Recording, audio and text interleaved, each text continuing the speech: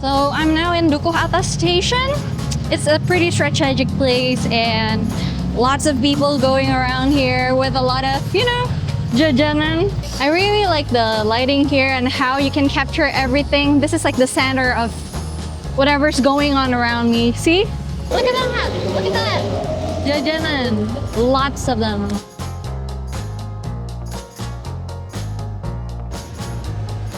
But first, we're gonna have coffee.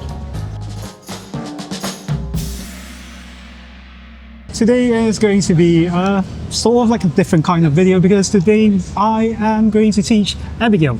Hey! She's been vlogging for a while now and I thought that we were going to change her video a bit, with all that cinematic. I need that. You do? I've been doing vlogs for like 2 or 3 years actually, but I usually just shoot with my phone camera, so stepping it up a little bit. Let's see how it goes today. This video is sponsored by Ugreen with the Ugreen NAS DXP 4800 GT. We're going to talk about that later. So we have a few new toys today. I'm going to teach her how to shoot basically camera settings, everything from angles, accessories that we use to shoot for cinematic videos. She's also brought her boyfriend today, Nicholas. To me, boyfriend means voice controlled tripod, so thank you for bringing him. He's going to help out as well. She's going to do a bit of shooting as well on her own, and hopefully by the end of it, we're going to have some form of cinematic video. So when we're talking about shooting, we're talking about exposure, right? How exposure is how your image looks, how bright it is, how how dark it is. 3 things matter. It's ISO, shutter speed, and aperture. Okay, you don't need to worry about aperture when you're shooting on this camera because you cannot change the aperture. You can change shutter speed, you can change ISO. Now, for ISO, I like to keep it at auto ISO. Because you don't want to faff around with too much on your camera, changing ISO. The shutter speed, we like to keep it fixed. Normally it's twice the frame rate. Frame rate is, we're going to shoot in 2 frame rates today. We're going to shoot in 25 FPS and 50 FPS. Oh, okay. Right, 25 FPS is normal vlogging sort of like dialogue footage where you do not need to slow down your footage. 50 FPS is slow motion. Okay, now shutter speed will be twice the frame rate. So simple math, 25 FPS, your shutter speed will be 50. 50 FPS, your shutter speed will be 1/100th of a second. So why do we have to set our shutter speed to 2 times the frame rate? It's simply because of motion blur. It gives you sort of like this blur with whatever motion that you're having. It gives you a more natural look.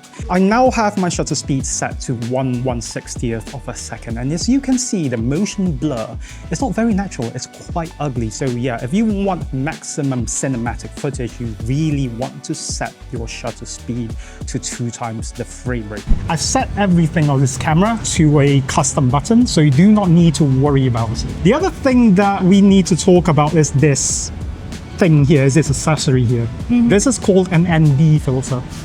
ND filters are, think of them like sunglasses for your lens, because we need to have a constant shutter speed. And at some point of time, it's 3 p.m. It's still very bright outside, so we have an ND filter. So the camera is actually wearing sunglasses. I have 2 kinds. I have a variable ND filter that you can actually change the intensity of the ND, and a fixed ND filter. This one has polarizing features on. Maybe my editor can include the polarization effect right about now, so it cuts out a lot of reflections. As you can see the fish in the pond. You've seen vlogs, you've done vlogs, right? It's a lot of, hi, I'm Abigail, I'm running around here and just walk. Today, we're going to change that a bit. We're going to maybe do some shots where it's not that, We're going to maybe, with some accessories that I brought today, including this thing, which is a magnetic thing where you can put it on any metallic surface. You can actually leave your camera, you can actually stick your camera to a wall, put it on a ledge or something like that, and then do some shots of you walking and not talking to the camera. We call that B-roll. So there's A-roll and B-roll. A-roll is the part where you are talking. B-roll are the cutscenes, if you will. Okay, here's the thing though, I do not like when the light is shining directly on your face because it looks flat. So I like it better if you actually sit in an angle, like so. So the light is coming in from one side. There's a shadow. I really like the lighting here and how you can capture everything. This is like the center of whatever's going on around me. It's like, can you shoot that? Can you shoot that part? So what we're going to do is to come here, and then Abigail, as she's pointing towards there, you don't want to track her. Make sure you want to see what she's pointing at and hit record. Okay, get ready, Abigail. Just hit record. You don't need to track her. Okay, go. Look at that! Look at that! Here's a mad thing that we can do. So you've pointed at that, right? We're going to shoot that. Cinematic vlogs. It's a lot about showing people rather than telling people. You pointing towards that and then the cutscene changing to exactly what you're talking about. It's awesome. So you're going to film the man, you're going to talk about what he's selling and stuff, how it probably tastes like. So we're going to ask permission. See if it's okay with it. Let's go. Oh, this is pentol. It's actually one of my favorite cuisine. Like, it's very junky, as you can see. Like, look at that. Look at that. And also chimo. Lots of stuff. I haven't shown you textures yet. So textures, it can be, when I say textures, I can also mean detail about the certain place. Something about this, you can actually sort of like maybe do a recording. Keep it at least 8 seconds. So it's actually a scene now. You want to make it a bit more interesting. So you can use this later on while you're talking about something. And then maybe this sign as well if you need to talk about it. But how to make it interesting? The way you make it interesting is that you do not want to film with your normal perspective. There's a pillar here. So you can actually stand here, stick that thing on the pillar, and then talk about it that way. Okay, go. Take a look at the sign. You can actually go anywhere, literally anywhere. It's like, as you can see, there's this bus. It goes everywhere. Yeah, cool. something like that. See? That's why I like magnetic mounts. Something else that I like to do is that I see a frame within a frame. When I see this, right, I like to take some footage of that place. Now, this is where, if there's a lot of movement, if there's people walking around, this is normally where, yes, that is where we do slow-mo. Now we're using the zoom lens. Yes, because you don't want to get too close to them, or they'll run away. Okay, here's the thing though. It's very easy to film from this perspective, right? But this is what people see every single day. What you can try to do is to take a low angle of the cats from here. So you have a vision, you have a view that a lot of people do not get. Okay, so what I usually do is I also take lots and lots of footage, right? But how do you make it effective? For me personally, I like to do 3 shots for a single scene. So I will focus on shooting a wide angle, a medium, and a close-up. Sometimes we can skip that. So we do not shoot more than that. Very often when you say overshooting, people are shooting the same scene over and over and over again, expecting a different result.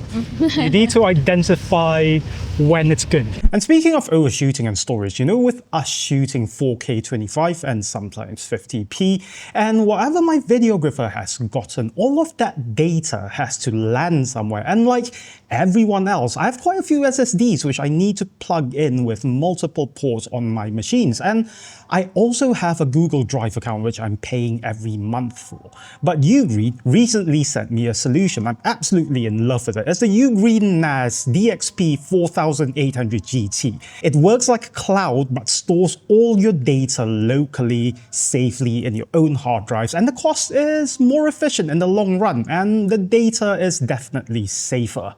It takes 4 drives in there. It also takes 2 SSDs, totaling up to 144 terabytes of data, which is quite honestly more than I could ever use.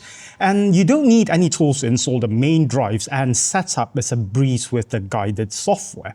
And the brilliant thing about it is, with SMB, you can edit the video locally, allowing it to appear as an external drive on multiple computers on your network, saving you time from multiple uploads and downloads. So basically it's network attached. It's also connected to the internet. I can upload footage from anywhere in the world with the Ugreen app, and I think it's absolutely brilliant. Also, here's the thing. It's quick enough for us to edit footage directly off the NAS itself. I'm talking a 4K timeline with 4K footage and sometimes 6K open gates. Thank you, Ugreen, for sending it over. It's been an absolute pleasure using this thing. Check the link in the description below to grab a discount. Okay, so we have a door over here. Okay. We have a entrance over here. Okay, try to make it interesting, like I said, a wide angle, a medium, and a close-up. So what you want to do is to establish the place, maybe a medium of you walking in, of yourself walking in, and then a close-up of something. Like really closely? Which part do you think is important to shoot? Yeah, but you want to change angles, so you do not want to shoot it from the same angle. So you do not want to make it seem that you're zooming in. You want to be in a different angle. Maybe instead of that, we can shoot this. Although it's the same thing, but you're shooting a different thing. Yeah, or even include this and that in the same shot. Let me try. Stick the camera over here, over here, and then you can track yourself walking it. So you see the sequence. Yeah. Right, let's go. You mentioned something about overshooting earlier on, but then if you're shooting something new, it's okay if you do not use it. You know, you can delete it later. Here's a challenge, yeah? There's some distance from here to Dukuh, a cafe. We're going to see what you do, right? How you film a vlog about you going to that place to buy coffee. It's so boring and so mundane, but try to make it interesting with the things that I told you earlier on. I guess it'll be nice to walk and, of course, show the audience what I see while I walk there. But what else do you think? Interesting things. You see that bike parking thing over there? You can show that as well. Maybe show what's that on top of the station. And then just weird angles. So if you're talking about why you chose that cafe over anything else. Okay. Without mentioning the cafe. Yeah. And then once you get to the cafe, you can film the signs and then the people inside. Of course, motion. If you want to shoot slow motion, tell me, because we need to look for movements. This is a very interesting place for me. Because like this bike looks really, really wonky and there's like a cat eating there. We're going to Dukuh now. Let's go. Like, I need my caffeine, okay? I need my caffeine. But first, we're gonna cross this road. Nicholas, what you want to do is to get a wide angle, right? You see that building over there? So we want to film low so you can see the entire building. And you want to see the crossing as well. So she's going to cross somewhere there, right? So you just stick it here and then just hit record and then tell her to cross the road. Okay, go!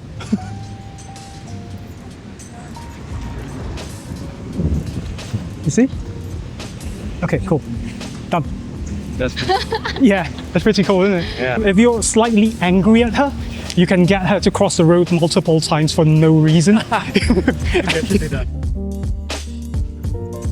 Wow, this is actually great. I need him to be an Insta boyfriend, so.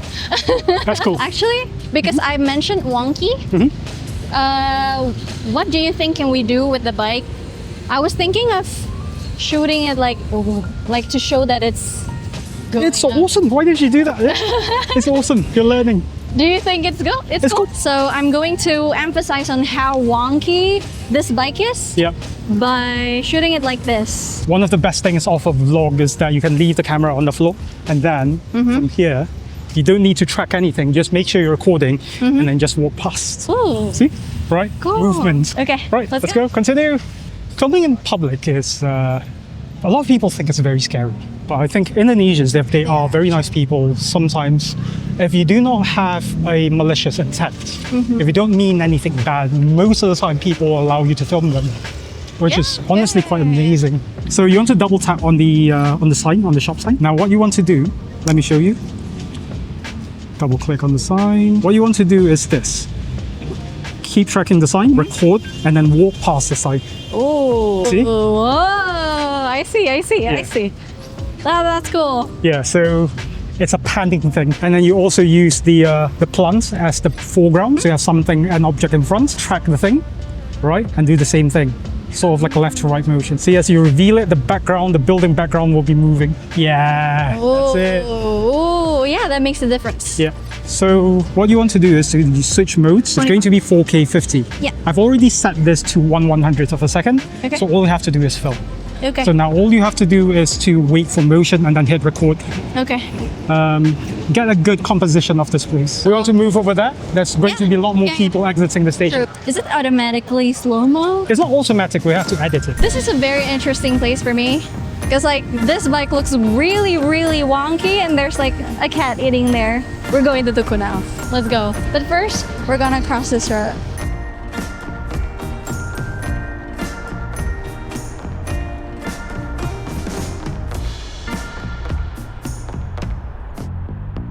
So basically what I like to do, like I said, while we're shooting it, is that we didn't talk a lot.